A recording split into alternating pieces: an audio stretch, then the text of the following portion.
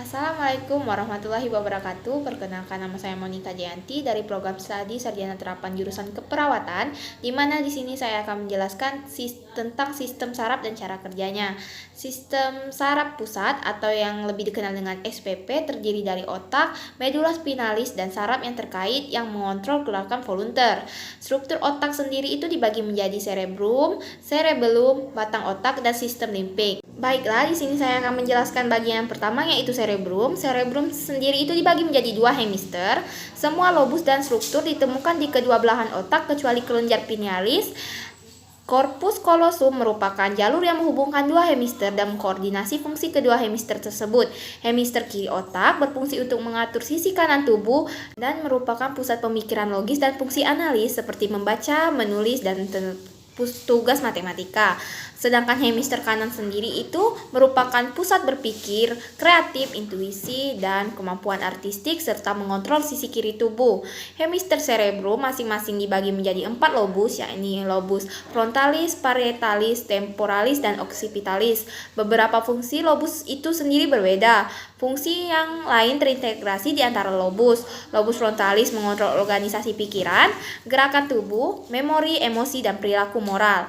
Integrasi semua informasi ini membantu mengatur keinginan, memfokuskan perhatian, dan memungkinkan jadinya penyelesaian masalah, serta mengambil keputusan. Kelainan pada lobus frontalis itu biasa disebut dengan skizofrenia, defisit perhatian, atau hiperaktif, dan demensia. Selanjutnya itu ada lobus parietalis, di mana lobus parietalis ini sendiri berfungsi untuk menginterpretasi sensasi rasa dan sentuhan serta membantu dalam orientasi ruang.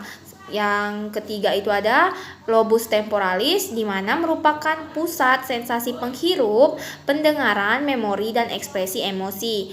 Lobus yang terakhir yaitu ada lobus occipitalis, membantu dalam mengkoordinasi penyusunan bahasa dan interpretasi visual seperti persepsi yang dalam. Yang kedua itu ada cerebellum. Cerebellum itu sendiri terletak di bawah cerebrum dan merupakan pusat koordinasi gerakan dan penyesuaian postural sebelum menerima dan menginterpretasi informasi dari semua area tubuh seperti otot, sendi, organ, dan komponen lain sistem saraf pusat.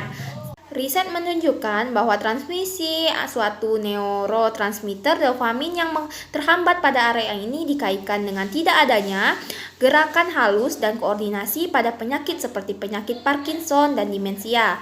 Selanjutnya itu ada batang otak. Batang otak sendiri meliputi otak tengah, pons, dan medula oblongata serta nukleus saraf kranial ketiga sampai ke-12. Medula yang terletak di puncak medula spinalis berisi pusat vital untuk berfungsi mengatur pernapasan dan kardiovaskular. Di atas medula dan di depan cerebellum, pons menjembatani celah baik secara struktural maupun fungsional dengan berperan sebagai jalur motorik utama. Otak tengah meliputi bagian besar sistem aktivasi retikular dan sistem ekstrapiramidal. Sistem aktivasi retikular mempengaruhi aktivitas motorik, tidur, kesadaran, dan kewaspadaan. Sedangkan sistem ekstrapiramidal mengirimkan informasi tentang gerakan koordinasi dari otak ke saraf spinal. Selanjutnya itu ada lobus ceruleus, adalah area batang otak yang terkait dengan stres, ansietas, dan perilaku impulsif. Selanjutnya itu ada sistem limbik, di mana sistem limbik ini merupakan area otak yang terletak di atas batang otak yang terdiri dari talamus, hipotalamus, hipokampus, dan amigdala.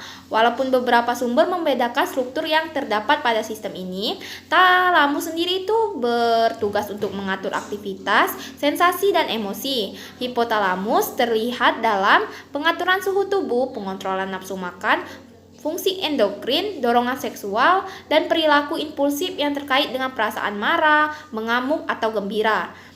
Itu ada hipokampus dan amigdala terlibat dalam pembangkitan emosi dan memori. Gangguan sistem limbik menyebabkan berbagai gangguan jiwa seperti kehilangan memori pada penderita demensia atau pengontrolan emosi dan impuls yang buruk pada perilaku manik atau psikotik. Baiklah, itulah tadi penjelasan saya mengenai sistem saraf dan serta cara kerjanya. Semoga video ini bermanfaat. Saya akhiri, wabillahi taufiq wal hidayah. Wassalamualaikum warahmatullahi wabarakatuh.